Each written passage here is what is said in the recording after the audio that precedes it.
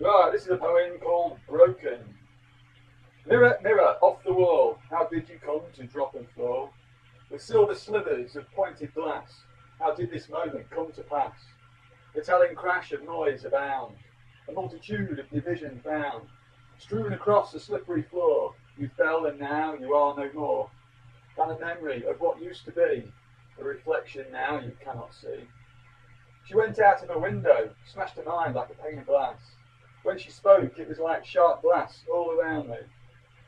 Her clear-cut logic cut deep with transparency. Disasters say so much, so clearly and precisely, but with such profound impact as to never to come out nicely.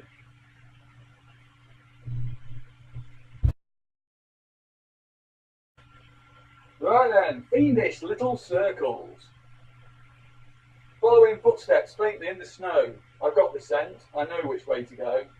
Fiendish little monster smells like food. Over fields into woods, I look behind every tree. The scent is strong, I expect it will jump out. I hear myself breathing whilst quietly looking about. Suddenly in my face, a smiling circle with a frown. I smack him over the head, terminally beat him down. Left in excited shock, I'm ready to eat, starting at the bottom with its candy-flavoured feet. I feel other monsters watching from afar, eyes blinking in the darkness, little bastards.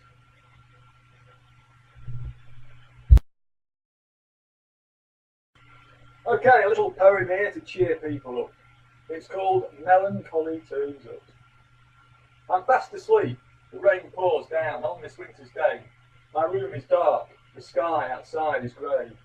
I'm like climbing up a cliff face while gravity pulls me down. One jump, that's all it takes, just one slip to get me down. The icy ledge is my life, I'm feeling pretty cold. Dreaming I can feel my feet slipping from my hold. It's just another day, as I wake up I feel sad. Waiting for work at 2 o'clock, something I wish I never had. Turn up the stereo, play some jazz, man. Lay back in bed, I'm an avid jazz fan. A watch on my wrist, ticking away the second hand. I'm conscious of the time because I'll soon be in demand. Deep down inside I've got the blues. Waiting for work, it's just bad news. It's Monday afternoon, I'm starting work soon. Turn up the tape, it's a sad jazz tune. Rain has stopped, but the wind howls by. Clouds move fast across a winter's cold and sunny sky. I'm drinking cups of coffee, tasting pretty sour. Sitting on my bed, I've been contemplating here for almost an hour. I'm listening to some more jazz music on my stereo, whilst waiting for work on late shift, but I don't want to go.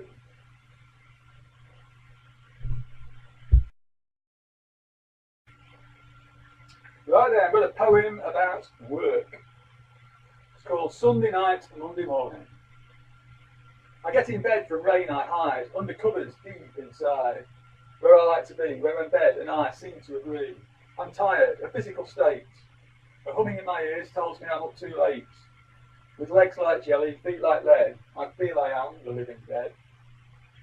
At around the midnight hour, there's a tapping on my window from the midnight shower. There's no one in the streets below, the cold is now beginning to show. It's winter time, but I'm feeling warm, although I'm not on top form.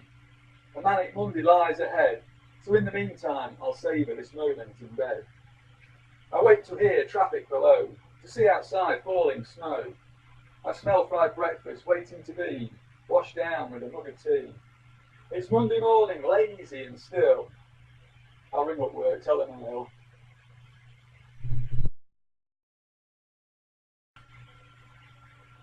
Right, this is a poem about tea time. Right, here we go then. Can you imagine my teas so nice? Sweet with sugar, full of spice, making me sigh. I was hungry and blue. Her sponge was a beauty, and fluffy, it's true. Full cream milk, warm by keeping abreast. I quench my thirst, inwardly digest. I drink her thoughts, they always delight. She feeds my mind, I take such big bites. Fish on a dish, salty and hot. I eat her protein, all that she's got. Her buffets are always a jolly good spread. She always makes sure I get well fed. We make a loaf, she lets it grow. rising in the oven, baking the dough. I was never starved, no girl could beat her. She was so tasteful, I just had to eat her. Right then, this is a poem about mathematics. Here we go then. It's called The Abuse in Calculations of Perfect Patricia Clenching. Reciprocal Roger had nothing going on. He hurled abuse at Patricia until she was to the power of -1. Roger became the man Patricia loved to hate, but over time she recovered back to her positive 28. Along came Chris to 2 decimal places. He was a radical sign. He squarely rooted Patricia until she was 5.29. She lost her integrity, an integer no more. She decided to try a cubic root. This gives a really radical score.